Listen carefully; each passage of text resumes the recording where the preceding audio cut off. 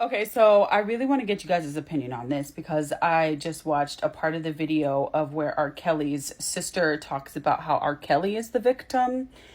And it's just interesting to me how R. Kelly's sister is talking about how he's the victim, yet R. Kelly has talked about how he was victimized and essayed and abused by his sisters.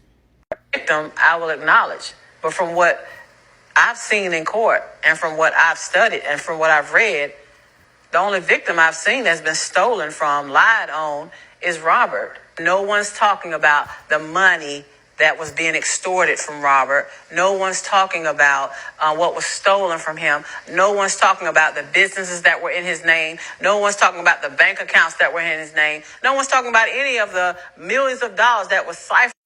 And before y'all come for my neck talking about where you're getting this information from, a simple Google search will resolve that issue. Or you could watch his Surviving R. Kelly series or whatever, where it was discussed that he was abused as a child. This information was used in trial, and it says 2 psychologists evaluated him and said his older sister abused him and his brother for years.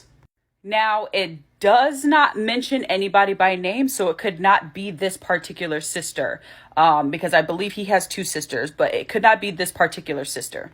However, I'm curious and interested to see what you guys' thoughts are if someone's abuser who abused them for years is now going and saying that he is the one that was abused and discrediting his survivors, the people that he hurt, the people that he caused trauma to. She will not acknowledge them.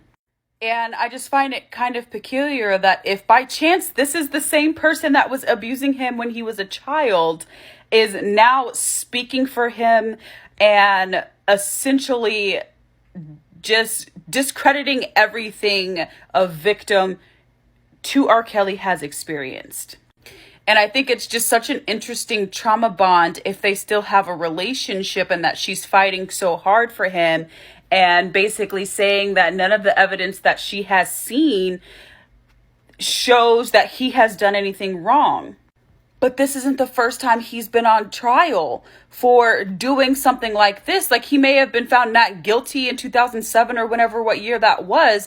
But what gets me is like, more than one person saying this is like, an abuser speaking for someone that they abused and discrediting those who have been victimized. I want to know.